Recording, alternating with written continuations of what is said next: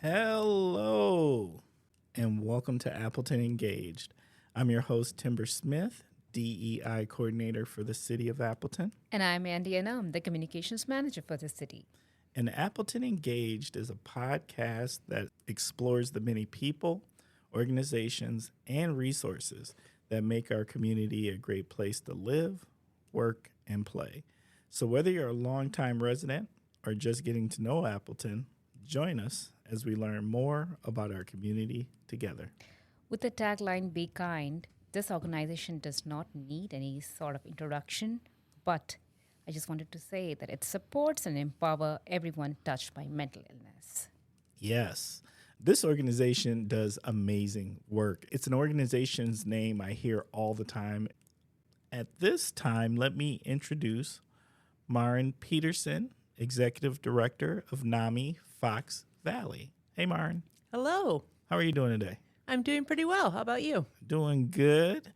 And can you please tell us about yourself and your association with Appleton and the surrounding Fox Cities region? Sure. Well, I grew up in Appleton. I went to elementary school through high school here, and then I left for 20 years and lived elsewhere and found my way back to Appleton about 10 years ago. So I'm back here and enjoying living here again, living near my family and in our great community. You know, we have a term for these people like you.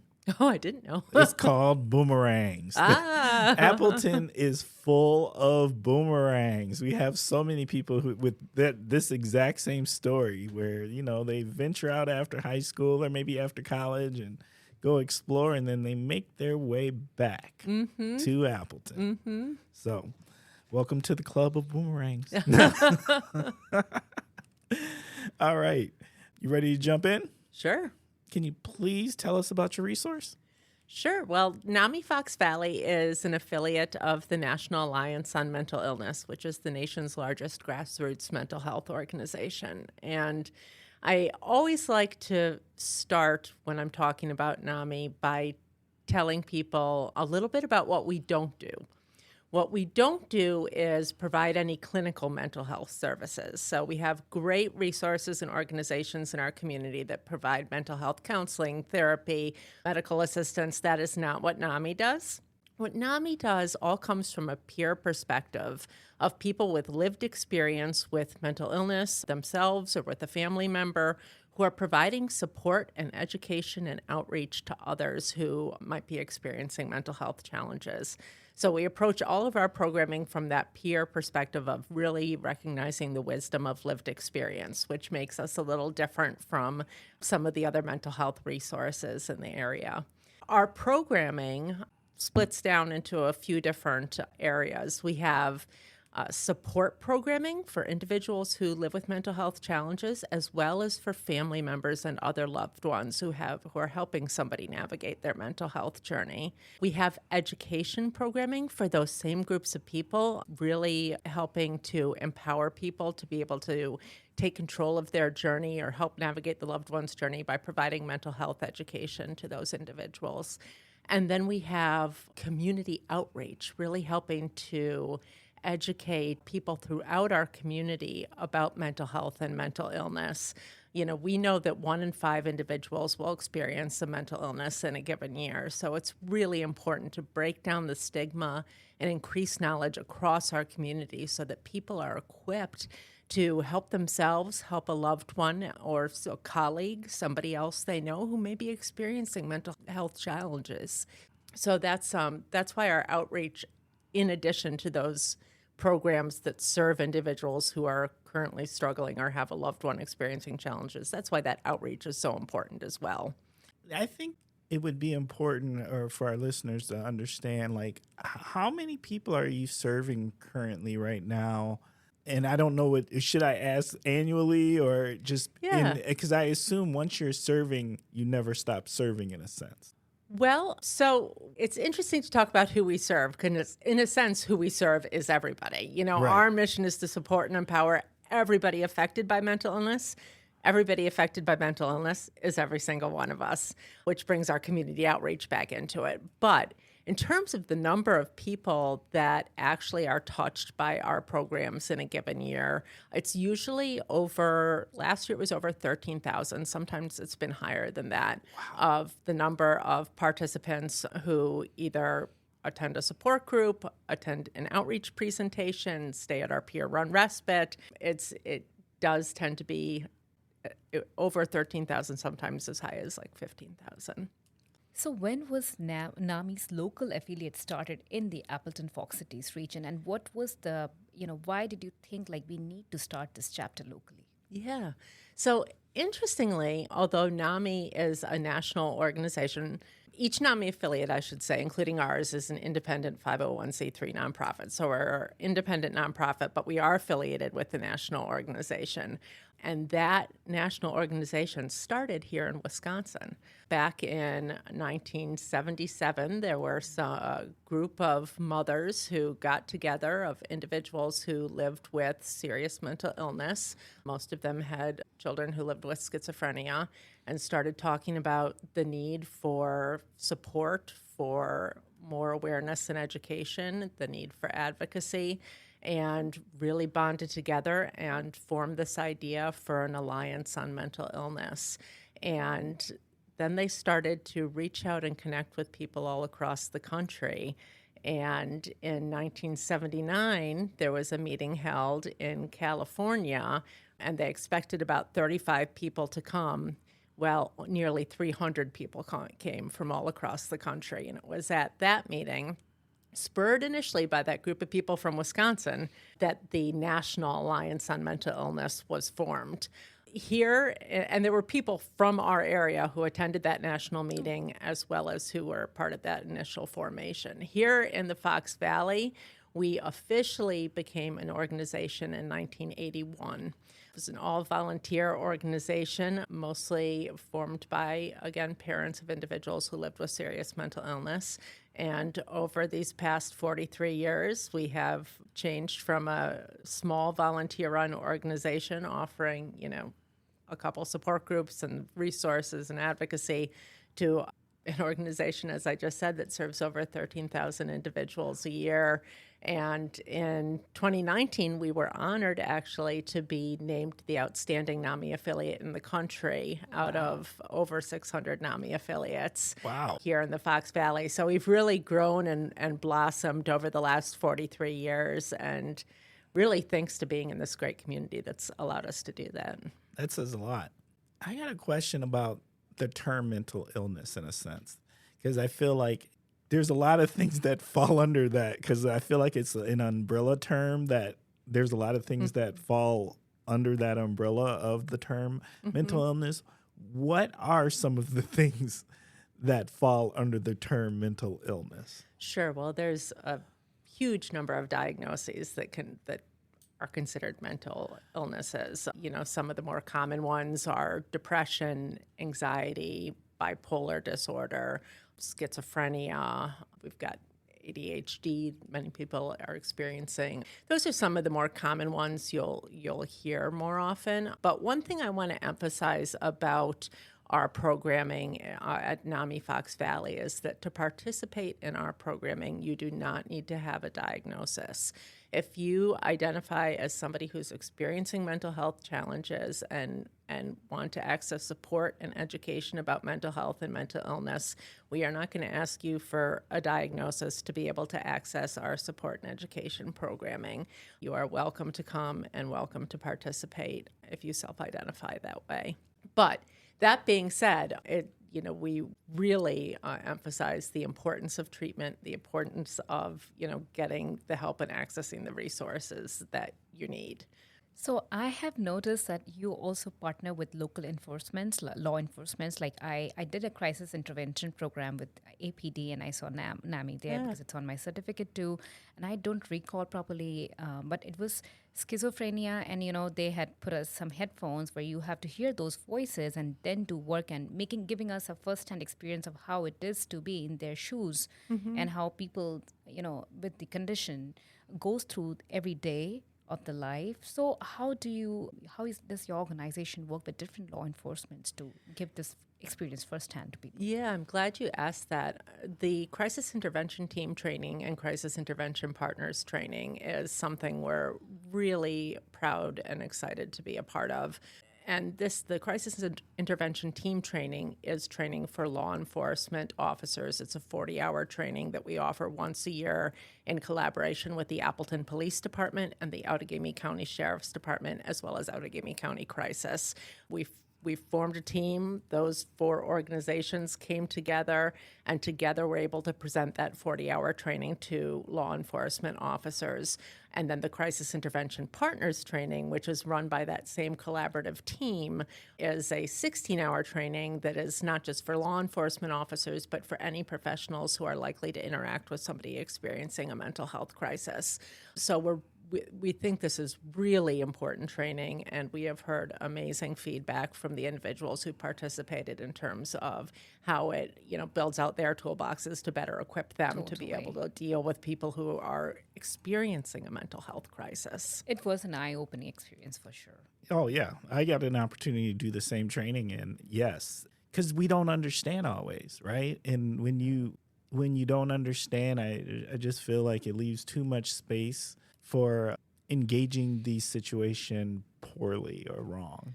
Absolutely. There's so much stigma that exists with respect to mental health and mental illness, and that is getting better. I'm happy to say that, over time we're seeing that breakdown thanks to the work that we do at NAMI and that other organizations and individuals are doing, all across the country and the world. But because there's been that stigma over time, people have not necessarily been able to learn or be exposed to or understand what mental health challenges are like, what mental illness really is. And there's this sense of kind of othering people or, being afraid of what that is, as opposed to understanding, these are health conditions just like any other health condition. And, there are things we can do to address those conditions and to support and empower people who are living with those conditions. And the trainings that we offer for law enforcement officers and for other professionals, as well as the community education in general, really goes to that point. The collaboration that we've had with the Appleton Police Department and Outagamie County Sheriff in particular has just been wonderful in bringing those trainings to life that you asked about. You mentioned earlier about serving those people who might have family members or are taking care of people with mental illness. Yeah. What do those services look like? What does NAMI do to help those individuals? This is a really important area of our programming because when you have a loved one who is experiencing mental illness, you are walking that journey as well, and it's really important that you have access to the knowledge and resources that you need to be able to help your loved one navigate that journey and to take care of yourself as well. And so that's why our family support groups and family mental health education are really, really critical work that we put just as much emphasis on as the programming that we do for individuals experiencing mental health challenges themselves. And all of our programming, as I mentioned earlier, is peer run. So our family support groups are led by people who are themselves family members of somebody who lives with mental illness. Our family education courses are taught by family members. That's true in our programming, all of our programming. The person facilitating a group, teaching a class, has the lived experience to be our participant in that class. And the people who participate in our family groups and educational courses really talk about how life-changing they are. Making those connections with other people who are navigating a similar journey and really learning how best to support your loved one, sharing resources, really can change the trajectory of how your family navigates mental illness. So who do you primarily serve? Because there could be so many age groups it could span out to in. So if you can touch upon the age groups the organization serves. Sure. So our support groups and our mental health education courses that we do in-house for individuals experiencing mental health challenges and for family members are for adults. Okay. However, the outreach that we do across the community reaches all ages, and we do a huge amount of outreach in local schools. So we were in last year close to 400 school classrooms across the Fox Cities area, providing mental health and suicide prevention training to elementary school, middle school, and high school students. So in that sense, we serve people of all ages. That is wonderful. So now is the story time. Can you share a narrative that basically will make our listeners understand the impact of the organization? Yeah. So I think when I think about this, a conversation comes into my mind that I had with somebody a few years ago. It's probably more than a few years ago now, 5 or so years ago, where I was talking to a woman who had a daughter who lives with serious mental illness.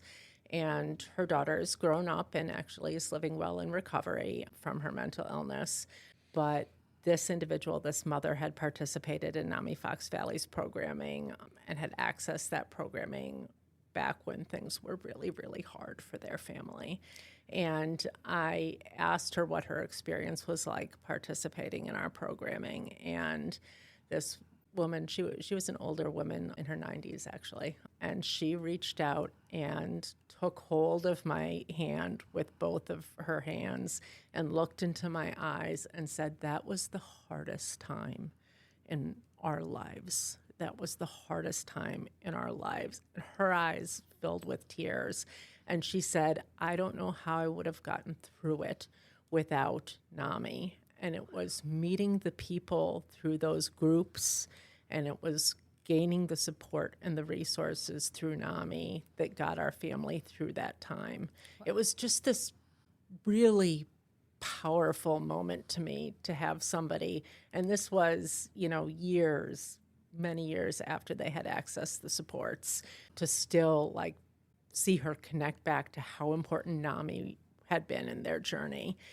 And that kind of thing is something we hear regularly, maybe not in such a poignant way, but from people who participate in our programming, just saying to us, I don't know where I would be right now if it wasn't for accessing the NAMI programming and if it wasn't for gaining the support and the connections and the knowledge I gained through that programming. So that's just, it means the world, right? Absolutely powerful, yeah. Just to have that, trust that she could open up and say that to you shows the, powerful part of your organization. Mm-hmm. Oh, yeah. It gave me the goosebumps. Yes. I felt that as you said it. Yeah, I don't think I'll ever forget that moment. It was just so sincere and powerful. Are there any upcoming events, initiatives, or engagement opportunities? Yeah, so one thing that I wanted to mention is that we have an annual walk called NAMI Fox Valley, which happens every October. And this is our biggest awareness building and fundraising event of the entire year. And individuals sign up for the walk on our website, and walk participants work in the month or two leading up to the walk to ask their friends, family, colleagues for support of their walk participation through raising donations. And the donations raised by walk participants, as well as sponsors who sponsor the walk, by Walk Day in October every year, we so far, knock on wood, every year have been surpassing $100,000. That is incredible community support. And once Walk Day arrives, which in 2024 will be October 5th, it is such a cool, powerful day.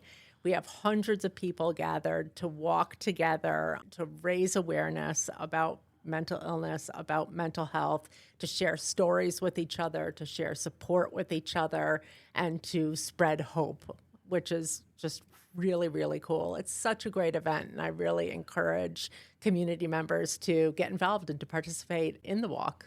Quick question. Where does it normally happen, or does it move sites every year? So far, for the last many years, we have had it near the Timber Rattlers Stadium. So the gathering place where we all gather to launch the walk is at the Timber Rattlers Stadium. And then our our walk route winds its way through kind of the nature trails and area around Fox Valley Tech and has a route that then winds back to the stadium again. Wow. So where can they find this information? Like, can they go on the website or your Facebook page or social media outlets? Absolutely. You can go to our website at www.namifoxvalley.org. They can go to our Facebook page for NAMI Fox Valley. They'll find all that information there, as well as information on our programming, of course. Do they have to sign up, or they just can show up? And They sign up, yep. So you'll be able to register for the walk through a link on our website or links shared on our Facebook page. Register to be a walk and hopefully engage in some of that peer-to-peer fundraising to help power our programs. Perfect. Is there anything the community can do to be helpful to NAMI? Yes, there are a couple things. One thing, and the most important thing, is to share about NAMI and about the resources that we offer. You know, if you're listening to this podcast and you can think of individuals who you know who might be able to benefit from support groups, from mental health education, please share with them. NAMI Fox Valley is here for them. Our programming, aside from professional trainings that we provide to workplaces, which is a small part of what we do, all of our other programming is free of charge. So individuals can access these support groups, can access our mental health education at no cost to them, and it can provide a resource to supplement other mental health care, to access while you may be on a waiting list for mental health care, and of course to provide that critical support to families who might not have that support elsewhere. So what kind of volunteering opportunities available to people? Our primary volunteer opportunities are in our family programming, because most of the individuals, as I mentioned earlier, who facilitate our Teach Our Family programs are individuals, well, they all are individuals with lived experience, and most of them are volunteers. So for individuals who may have a family member who is navigating a mental health journey, if you're interested in volunteering and becoming one of our family program leaders, the best way to do that is to first participate in our family programs. Attend a support group yourself, attend a class yourself, and once you've done that, let us know if you're interested in becoming a leader, and we'd love to talk to you about volunteering in that way. The other area where we utilize volunteers frequently is in our outreach programming. We have a speakers bureau of individuals who join with us in presentation opportunities, public speaking opportunities, to share about their own mental health journey or their loved one's mental health journey, to help break down that stigma, to help inspire hope, and to really be part of our messaging about mental health awareness. So if you're somebody who has a story to share, reach out to us, and we'd love to talk to you about becoming involved in our Speakers Bureau. So how big is your team? That's a question Timber always asks, but that came to my mind when we're talking about the volunteers. Like, how big is your team? So our staff is, I'm not sure what our full-time equivalent is at the moment. The number of actual staff members that we have is about 35. But many of those people are very part-time as well. So I'd say about half of those people are full-time and half of those people are part-time. And then our volunteer team, in terms of the core volunteers who actively participate, probably adds another 40 or so people, 30 to 40 people to our team. That's a big team. It's a big team. It's a wonderful team. Well, that's a team that cares. Yeah, it's everybody to a person. Everybody who participates in leading our programming, whether as a staff member or a volunteer, is really passionate about the work that we do. We are incredibly lucky to have such a passionate team who brings so much of themselves to the programming. Well, now that we've kind of learned at least some about NAMI and people are listening, who can they reach out to if they would like to learn more or become a volunteer or need the services? They can reach out to us at our main email address, which is info@namifoxvalley.org. They can call us at 920-954-1550. But most importantly, please explore our website. There's a lot of information on there about the programming we offer. So you can find a lot of information on there, and then don't hesitate to reach out to us if you want more information. All right. Is there any additional information you would like the Appleton Engage listeners to know that maybe we didn't ask a question about here today? There is. So I talked about our programming and kind of the main breakdown into support programming, educational programming, outreach programming. I didn't go into a lot of specifics about the details of those programs because we just don't have the time to do it on the podcast. But there is one specific program that I'd like to mention because I do think it's kind of a hidden gem and a really important resource for our community. And that is our peer-run respite, Iris Place. Iris Place is a 5-bedroom respite center where individuals who are experiencing mental health distress can stay for up to 7 nights just to take a step back, get some respite for themselves, and work on their mental health recovery. It is staffed entirely by peer support specialists who are living well in recovery from their own mental health challenges, and it is an incredibly valuable resource for individuals who could just really use that moment in time to take a pause, regroup, and work on their mental health. When we talk about Iris Place, a lot of times we talk about if you see yourself kind of running towards a cliff of mental health, and if you were to fall off the end of that cliff, you'd be accessing emergency resources such as, having to go to the emergency room or accessing crisis care. And Iris Place is kind of this soft hand to kind of cushion you before you fall down into that place and give you an opportunity to just pause, regroup, work on your mental health. It is completely free of charge. Individuals can stay for up to 7 nights. They can come and go as they please. They can continue to go to work. They can continue to live their lives as they like and spend the time at Iris Place when they're able, and just to talk with and work with those peer support specialists to regroup in their mental health. It's an amazing resource. Now is the shout out time. So who do you want to send your shout out to?